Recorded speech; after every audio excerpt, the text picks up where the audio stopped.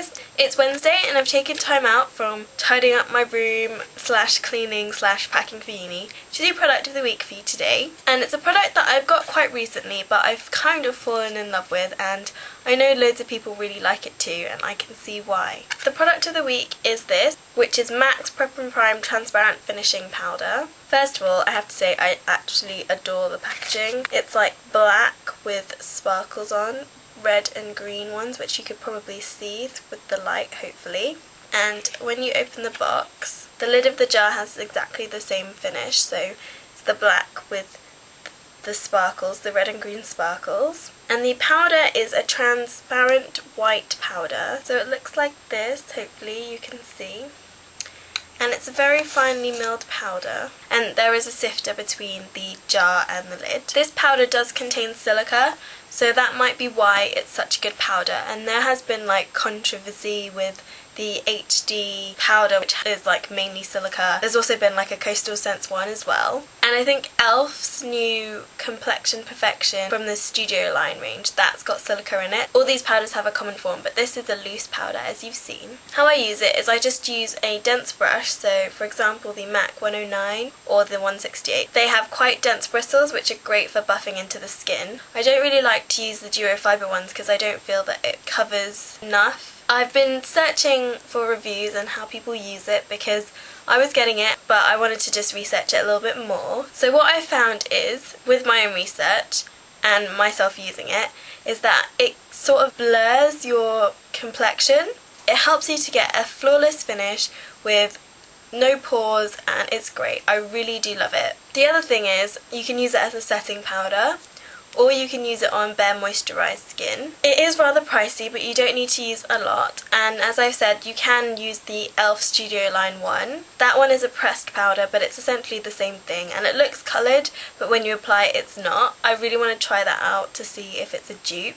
So when you apply it, yeah, it sort of blurs out your complexion. Any of those harsh lines and angles are just immediately taken away to soften your whole approach. And I really like it because when you use it as a setting powder, you can put it just on top of your foundation, or you can also set your blush and your contouring. So for example, I put on my foundation, then put on my blush, then my highlight and shading. Then I would use this as a setting powder to set everything to my face. I am wearing it right now, and let me tell you, it feels silky soft on your skin. It's so finely milled. It's like icing sugar. That's how fine it is. When you apply it, it's so smooth. It's really great, and then you just feel your skin and you're just like, heaven!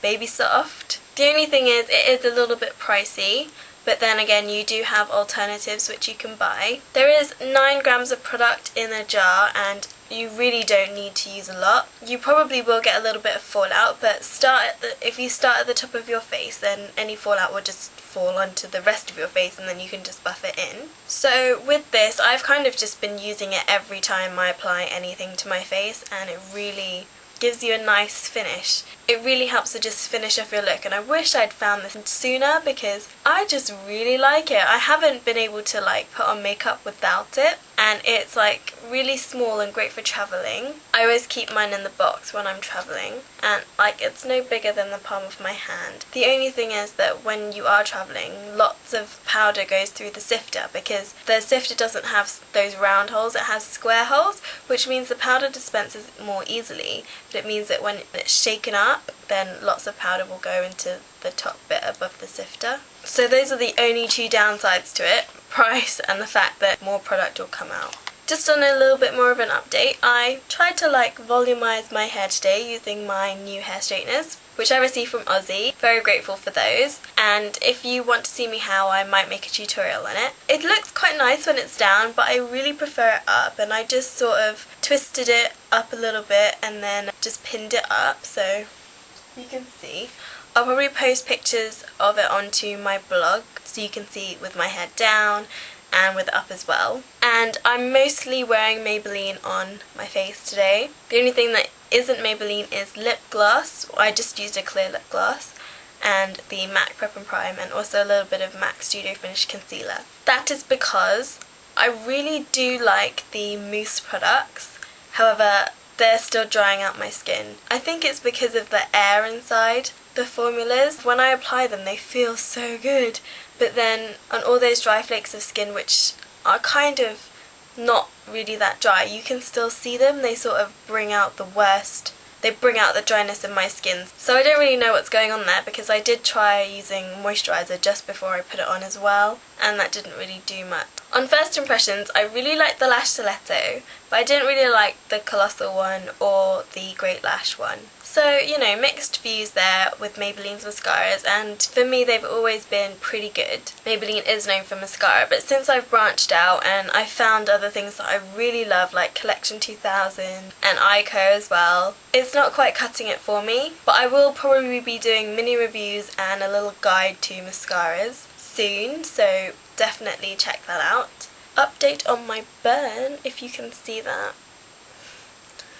Yeah, I have like 1, 2, 3, 4, 5, 6, 7 burns on my arm. They're awful. But hopefully they won't scar because I stuck aloe vera to them for like a day. Yeah, anyway. So thank you for watching everyone. I hope everyone's having a great week, and I shall see you again soon. Bye! Forgot what else I wanted to say. It also helps you to get... No, thank you! And then I would apply this as a setting powder to set all of everything. All of everything. So this was my product of the week. I hate that. Why do I always do that?